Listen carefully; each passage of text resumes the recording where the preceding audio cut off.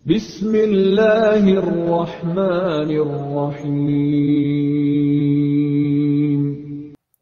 Wayyashaf, dan dia tinggal atau dia mendiami Bemidbar Paran, di kawasan padang gurun Faran. Saya ulangi lagi. Wayyashaf Bemidbar Paran. Artinya, dan dia, yakni Ismail, tinggal atau mendiami Bemidbar Paran, di padang gurun Paran. Di sini ada dua kata kunci, yakni kata midbar. Ini menarik karena kalau dikaji dari sisi linguistik ya. Saya kira Bang Faren nanti bisa mengvalidasi apa yang saya katakan. Kata Bemidbar itu arti harfiahnya di padang gurun. Tapi kata midbar artinya padang gurun diambil dari akar kata davar. Davar itu artinya firman. Jadi ini secara pesyat, bahkan kalau kita mempelajari tradisi sufistik Yahudi, kita akan mendapatkan informasi secara lengkap bahwa satu kata ini mengandung makna yang dalam, bahwa letak geografis yang dimaksud padang gurun, yakni midbar, itu ada penyertaan Tuhan. Penyertaan Tuhan melalui firman Tuhan. Nah, firman Tuhan disebut dalam bahasa Ibrani dengan istilah davar. Jadi kata midbar, artinya padang gurun, itu satu nafas dengan davar, artinya firman Tuhan. Nah, kalau begitu, bila Ismail tinggal di padang gurun Paran, berarti Ismail tinggal di kawasan ini ada penyertaan firman Tuhan. Ini kalau kita belajar tradisi Yahudi sangat begitu dalam kalau dipelajari dari teks aslinya. Nah, setelah memberikan informasi demikian, baru dilanjutkan. Watik kahlo, maka telah mengambil untuknya Immo Isya, yakni sang ibunya, bundanya, mengambil untuknya Isya, seorang perempuan. Me'eret Mitzrayim, dari tanah Mesir. Jadi ini ada dua informasi sebenarnya. Satu ayat ini mengandung dua informasi. Kalau saya keliru mohon diluruskan Bang Valen ya. Barangkali ada penjelasan saya yang tidak tepat. Jadi satu ayat ini ada dua informasi utama. Bahwa Ismail itu tinggal di kawasan padang gurun Paran dan di situ ada penyertaan firman Tuhan. Karena kata midbar itu terkait dengan kata davar. Nah, setelah itu baru kemudian ibunya mengambil seorang perempuan untuk Ismail sebagai istrinya, disebut Isya, Me'eretz Mitzrayim, dari tanah Mesir. Ini yang dapat kita baca dari bahasa Ibraninya. Ya, ada lokasi yang disebut padang gurun Paran, Midbar Paran, Bemidbar Paran. Kita bertanya, dan siapapun pasti bertanya, padang gurun Paran itu ada di mana? Lokasinya yang tepat itu ada di mana? Kebanyakan para apologet Kristen itu memberikan penjelasan, itu lokasinya ada di kawasan Sinai, di padang gurun Sinai. Letaknya dekat Mesir, di bagian utara, dekat Israel. Jadi tidak ada kaitan sama sekali mengenai wilayah Saudi Arabia. Tidak ada hubungan sama sekali. Apalagi dikaitkan dengan tanah Hijaz, apalagi dikaitkan dengan tanah Mekah. Nggak ada hubungan sama sekali. Itu menurut penjelasan para apologet Kristen. Karena berpijak pada pengertian harfiah dari frase bemidbar paran. Istilah paran tidak ada penjelasan. Oke. Nah, kemudian kita nanti bisa validasi dari tradisi Yahudi. Nah, paling tidak ini nanti bisa di cross check oleh Bang Valen, PPT yang sudah saya persiapkan. Silakan Pak Dondi, PPT yang sudah saya persiapkan tadi. Baik, saya tutup dulu ya Pak ya, sebentar Pak. Ya, tafadhol Pak Ali.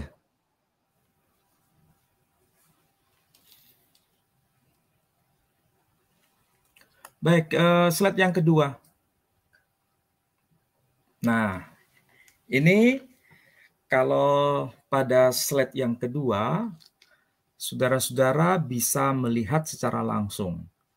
Ini ada teks tulisan Ibrani, aksara Ibrani, tapi kalau saudara-saudara mencermati, ini bukan bahasa Ibrani. Ini merupakan bahasa yang jarang kita kenal. Saudara kita kaum Kristiani sangat asing dengan tulisan ini. Karena bahasa yang ada itu bukan bahasa Ibrani. Dan ini menjadi penelitian oleh para ahli dan sudah dilakukan riset ini oleh seorang profesor yang bernama Tamar Zevi. Ini adalah teks yang disebut the Samaritan version of Saadia Gaon's translation of the Pentateuch. Jadi ini merupakan semacam targum Yudeo-Arabik versi dari Taurat Samaritan yang dikerjakan secara langsung oleh Rabbi Saadia Gaon. Dan saya kira semua pasti tahu dan Bang Valen pasti sangat mengenal tokoh besar, rabi besar. Makanya disebut sebagai Gaon karena beliau hidup pada era Gaonim. Namanya Rabbi Saadia. Dan kalau kita baca pada Sefer Bereshit pasal 21 ayat 21, nah coba perhatikan itu. Ayat 21, apakah itu bahasa Ibrani? Jawabannya tidak. Itu bahasanya Yudeo-Arabik. Bisa diperbesar, Pak, supaya pemirsa bisa melihat secara jelas. Sebentar Pak. Nah, kelihatan nggak Pak? Nah, oke, baik, bagus, sudah jelas. Nah, di situ ada angka 21, oke? Pada angka 21 itu menunjukkan nomor ayat. Ini pasal 21 ayat 1 dari Sefer Bereshit atau Kitab Kejadian. Ya, apa yang tertulis di sini? Ternyata di situ tertulis kalimat yang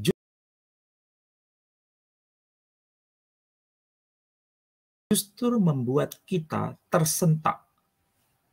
Karena kalau versi bahasa Ibrani tadi tertulis Bemidbar Paran, artinya padang gurun Paran, sementara teks ini akan memberikan penjelasan secara konkret apa yang dimaksud sebagai Bemidbar Paran atau padang gurun Paran. Nah, sekarang coba saya baca. Di sini akan saya baca perlahan. Bacaannya berbunyi. Wasakana fi bariyah al-Hijaz fa'akhadat lahu ummuhu imra'ah min baladi Misra. Jadi ayat 21 itu terbaca wasakana fi bariyah al-Hijaz fa'akhadat lahu ummuhu imra'ah min baladi Misra. Kalau diterjemahkan wasakana, dan dia telah tinggal atau dia Ismail telah mendiami di kawasan apa? Fi bariyah al-Hijaz, di padang gurun al-Hijaz. Jadi istilah bariyah itu bahasa Arabnya bermakna padang gurun. Di situ ada kata tertulis dengan huruf Ibrani, alef, lamet, khet, gimel, alef, zayin. Kalau dibaca Al-Hijaz. Barangkali Bang Valen bisa meng-cross-check apakah betul yang saya bicarakan tadi. Ada huruf apa di situ? Tertulis Iya, huruf benar. apa dan dibaca Benar. apa? Iya, Coba benar. bisa Itu diulangi hurufnya, yang kata-kata Al-Hijaz itu hurufnya apa saja? Coba supaya pemirsa tahu. agak kecil ya, itu ada huruf hei. Jadi ini kecil, bentar. Fi bariyah, setelah kata fi bariyah ada huruf alef. Tolong dilanjutkan, itu Iya, huruf ada. apa? Alef, setelah Bentar, itu huruf apa lagi? kecil. Saya pakai HP, Pak Ali. Oh, ya. Iya. Tapi yang saya lihat benar kan? Ada huruf alef, huruf Mhm. lamet, ada huruf khet, ada huruf gimel, ada huruf alef, dan ada huruf zayin. Oke? Itu kalau dibaca, bacaannya menjadi Al-Hijaz. Kalau Al-Hijaz, apa makna Al-Hijaz? Sebanding dengan Paran dalam bahasa Ibrani tadi. Jadi kalau dipahami teks ini, wasakana fi bariyah Al-Hijaz, maka dia, yakni Ismail, tinggal di kawasan padang gurun Al-Hijaz. Fa'akhadat lahu ummuhu, maka ibunya telah mengambil baginya imra'ah, seorang istri untuk Ismail, min baladi Misra, dari tanah Mesir. Jadi kalau begitu, teks Ibrani yang tadi dibaca Bang Valen dan juga saya baca menyebutkan bahwa Ismail tinggal di padang gurun Paran, itu maksudnya sama dengan Ismail tinggal di padang gurun Al-Hijaz. Nah, pertanyaannya sekarang saya tujukan kepada Pak Dondi dan juga Bang Valen. Kalau disebut padang gurun Hijaz, itu apakah di kawasan Israel, atau di kawasan dekat Mesir, atau di kawasan Saudi Arabia? Arabia, Pak. Arabia mana? Saya jawabnya nggak Saudi. usah lama-lama, Pak. Arabia, Pak. Ya, jadi sudah jelas ya. Jadi Nah, teks itu ini tradisi Yahudi ya, bukan tradisi kita kaum muslimin, juga bukan tradisi Kristiani, tapi tradisi Yahudi sendiri. Karena yang paham betul kitab Bereshit, yang paham betul kitab Sefer Bereshit, itu hanya orang Yahudi. Karena memang Sefer Bereshit itu kitab paling awal dari Chamisha Chumshei Torah yang dipegang teguh oleh kaum Yahudi. Jadi kalau bicara mengenai Bemidbar Paran, padang gurun Paran dalam bahasa Ibrani, itu maksudnya sama dengan fi bariyah Al-Hijaz, yakni padang gurun Al-Hijaz dalam tulisan Yudeo-Arabik. Ingat, bahasa Yudeo-Arabik bukan bahasa yang sifatnya bahasa populer yang bisa dipahami oleh semua orang Arab, tapi hanya khusus bisa dipahami oleh orang-orang Yahudi dari kalangan tradisi Sephardim ataupun tradisi Temonim. Ini bahasa khas. Tidak semua orang bisa paham maksud ini. Jadi ini semacam bahasa prokem, bahasa rahasia dari tradisi Yahudi itu sendiri.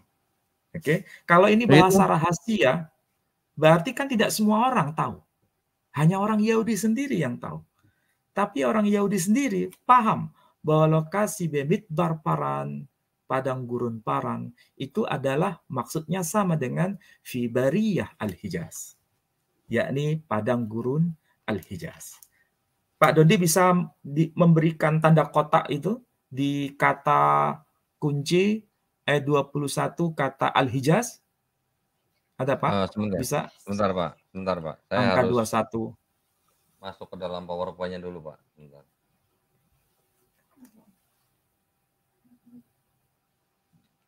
Al-Hijaz. Ayat 21 ada kata-kata tertulis hurufnya itu alef, lamet, he. Bukan itu Pak. Itu Ya. vav sameh yang Bentar. ada huruf alef. Alef, lamet, yang pojok bagian kanan. Ya itu betul. Ya. Ya kan? Itu tertulis beberapa huruf, yakni huruf alef, lamet, he, gimel, alef, zain. Kalau dibaca Al-Hijaz. Jadi kalau begitu Al-Hijaz itu ada di kawasan Saudi Arabia, bukan di kawasan Israel bagian selatan, bukan. Apalagi ditafsirkan di kawasan Sinai. Itu sangat-sangat tidak sesuai dengan tradisi Yahudi itu sendiri. Ini kalau kita bicara mengenai dokumen ya, ini bukan bicara mengenai teologi Kristiani, ini bicara mengenai dokumen tradisi Yahudi itu sendiri. Nah, oke. Ini sudah menjadi bahan dasar untuk memahami di mana Ishmael itu tinggal. Nah, pertanyaan sekarang berlanjut. Kalau begitu, keturunan keturunan Ishmael itu tinggal di kawasan mana? Apakah di kawasan Al-Hijaz ini ataukah tidak? Dan ini kita bisa lihat dari dokumen-dokumen tradisi Yunani era abad pertama Masehi dan sekaligus abad kedua Masehi dalam rentang waktu 500 tahun, bukan 500 tahun, malah 700 tahun sebelum munculnya Islam pada abad ke-7 Masehi. Nah, sekarang kita lanjut, Pak. Slide berikutnya. Nah, kembali pada pembahasan peta yang pernah kita bahas, yakni peta Ptolemeus, yang beliau wafat tahun 170 Masehi. Ya. Kalau pada pekan yang lalu kita pernah membahas mengenai suku Zabram, yakni salah satu di antara anak Ketura, pasti ini anak Abraham melalui Ketura, yang tinggal di kawasan Hijaz. Makanya disebut sukunya Zabram. Kawasannya disebut Zabram Regio atau Zabram Regia. Dan kita sudah bahas kemarin ya. Ini tidak dibantah oleh siapapun, para ahli mengkonfirmasi ini adalah keturunan Abraham melalui Ketura, tinggal di kawasan Hijaz. Yang menjadi pertanyaan sekarang, dan ini selalu menjadi pertanyaan di antara apologet Kristen. Mereka berkata begini, memang kami mengakui bahwa keturunan Abraham melalui Ketura, salah satunya yakni Zabram atau Zimran, itu tinggal di kawasan Hijaz. Tapi tidak ada bukti apapun bahwa keturunan Ishmael tinggal di kawasan Hijaz. Ada yang mengatakan demikian. Nah, sekarang pertanyaan itu akan saya jawab pada malam ini. Saya katakan bahwa bukan hanya keturunan Abraham melalui Ketura yang tinggal di kawasan Hijaz. Bahkan keturunan Ishmael, yakni keturunan Abraham itu sendiri, juga tinggal di kawasan Hijaz.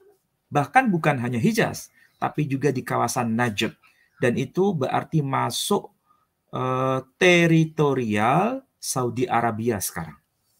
Nah, coba kita lihat dari paling kanan, ya, paling kanan. Artinya ini kawasan paling timur ya. Kanan saya maksudnya, ini berarti kawasan paling timur. Kalau di di layar itu kawasan paling timur. Ada kata yang saya lingkari, yakni kata Temi. Ini berarti suku Temi dalam bahasa Latin. Karya tulisan dari Claudius Ptolemeus. suku Temi itu suku apa? Ada lagi sebelahnya itu tertulis Asateni. Asateni. Ini suku apa kalau dalam bahasa Arab? Kemudian yang di bagian agak, sorry, masih tetap situ ya. Setelah disebutkan ada suku Temi, ada suku Asateni, ada suku yang bawahnya itu tertulis Iolisite, Iolisite. Ternyata ini kalau di cross check dalam bahasa Arabnya, suku Temi itu adalah suku Bani Tamim. Asateni itu Bani Asad. Iolisite itu Bani Ilyas. Jadi sudah ketemu 3 suku. Suku Tamim, suku Asad, suku Ilyas atau Bani Ilyas. Bani Asad dan Bani Tamim. Coba lihat agak ke kanan itu setelah disebutkan Iolisite atau Ilyas, itu ada kata sebelahnya Katara. Katara itu kalau sekarang itu adalah negara Qatar. Jadi Katara itu sekarang negara modern yang kita kenal dengan nama negara Qatar. Dalam peta Ptolemeus disebutkan nama Katara di situ. Jadi ini wilayah Arabia bagian paling timur. Dan memang betul dalam dokumen Islam suku-suku keturunan Ismail, yakni dari kalangan Bani Tamim, Bani Asad, Bani Ilyas, itu tinggal di kawasan timur. Dan kita bisa konfirmasi dari data Claudius Ptolemeus. Oke, sudah ketemu 3 suku. Ya. Kemudian kita lihat yang bagian barat. Ini yang disebut sebagai kawasan Hijaz. Kalau kawasan timur tadi, kawasan Najd. Ya. Kita lihat, ada suku yang saya beri tanda bulatan di situ, dan itu tinggal di kawasan dekat Latripa. Nah, kemarin kita bahas bahwa kota Latripa itu disepakati oleh para ahli, itu menunjuk pada Yathrib, kota Yathrib. Bahasa Latinnya disebut Latripa, Yatripa, ya, Yathrib. Dan ingat, huruf P itu huruf bilabial, sama dengan huruf B. PB. Latripa menjadi Yathrib, pakai B ya. Sama seperti yang kemarin kita bahas, yakni kata atau kawasan Kopar Fikus. Kopar, bahasa Arabnya adalah, apa itu kemarin? Kopar, Ahbar. Ya, dan kita bisa lihat di atas atau di utaranya kota Yathrib atau Latripa ada suku yang disebut Malike. Malike. Ini adalah Bani Malik dalam bahasa Arabnya. Malik, Bani Malik. Kalau Bani Malik itu berarti ayahnya Quraisy. Ya, ayahnya Quraisy. Jadi nama lain dari Quraisy itu Fihr. Fihr bin Malik. Jadi suku Malik di situ memang tinggal di kawasan utaranya dari kota Yathrib. Ya. Makanya kalau dalam tradisi Islam, nasabnya Nabi itu Muhammad bin Abdullah bin Abdul Muttalib bin Hashim bin Abdi Manaf bin Qusay bin Kilab bin Murrah bin Ka'ab bin Lu'ay bin Ghalib ibn Fikhr alias Quraisy bin Malik. Nah, Malik di sini dalam tulisan Latin disebut Malike.